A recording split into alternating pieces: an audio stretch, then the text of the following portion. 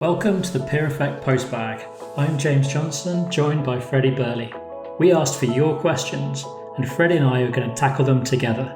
These aren't theoretical case studies, it's the stuff that's keeping you up at 2 a.m. Let's get answering. So, question for today, going with a few ones, but first question from the postbag is, I'm terrible at networking with clients. It feels forced and awkward. How do I actually get good at building genuine relationships? Oh, this is a good question. I think with networking, the first thing is everyone finds it awkward, just to ground it. I'm not sure. I haven't yet met a person who's I love networking. It's so fun.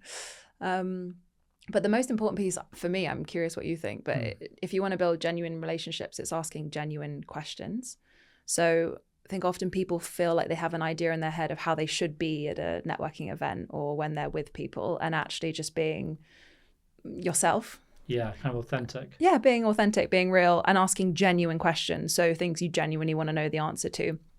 For me, I always ask people if they've had a coach or been coached, because I feel like it opens up a door for often quite a deep and interesting conversation. It's not small talk, boring chat, or what are you reading about, or something at the beginning that you genuinely want to know about before you then kind of see where that takes you. But I think in two parts, it's kind of posturing. So what posture are you in? Are you attached to a specific outcome in a conversation, or are you just curious and seeing where things go? And then the second part is more tactical, of if it's an event, just having an intro line or a couple of intro lines in the back of your head that make it feel easy for you to say hi to people. Nice. And even if it's as simple as what drew you to this event, or what's the most interesting conversation you've had, or I kind of stay away from the what do you do, because it just feels a bit boring. But that's how I think about it. So posturing in a curious way and asking questions you genuinely want to know the answer to, and then having a few questions in the back of your head so you're ready and you make it easy for yourself. But yeah, what are your thoughts? Well, I like that curiosity. I think repeatability. I think acknowledging it anything, it's a skill, and if you're just going to go to one event and that's it, you're probably going to be quite bad at it. Yeah. But actually, it's something you commit to and go, okay, I'm going to do this once a week, once every 2 weeks, however it is, and go, actually, maybe by the fifth time, I'm going to be quite good at it. Yeah. Or at least not. I'm not going to suck at it. Yes, totally. And I think what advice I was once given, really, even my dad when I was young, was everyone's got something interesting to say, you just got to find it. Yes. And I think that's a really nice challenge to kind of approach. I was saying this posturing of going in with curiosity and authenticity and asking questions, going, what is it? Can you find something that you're feeling awkward? Can you find something else that's going to put someone else at ease? Yes. So what's the thing that they're going to get passionate about, and stop thinking how boring this is or how awkward they're feeling, or sort of should I move on to the next person? Yeah, it's so true.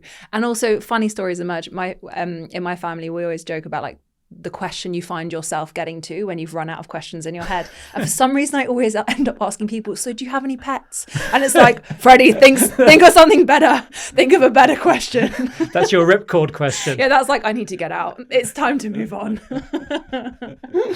I used to I need to go to the loo.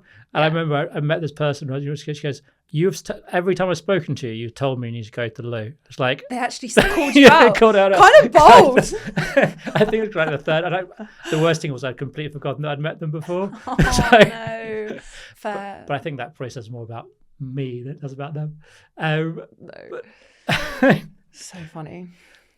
I also think I think you can take it sometimes from when I take it too far. I was at an event the other day, and someone's like, do you think maybe we should talk to other people? I got so deep into conversation around stuff that I forgot that actually it was a networking event, and actually you weren't meant to try and speak to more than two people and get really deep.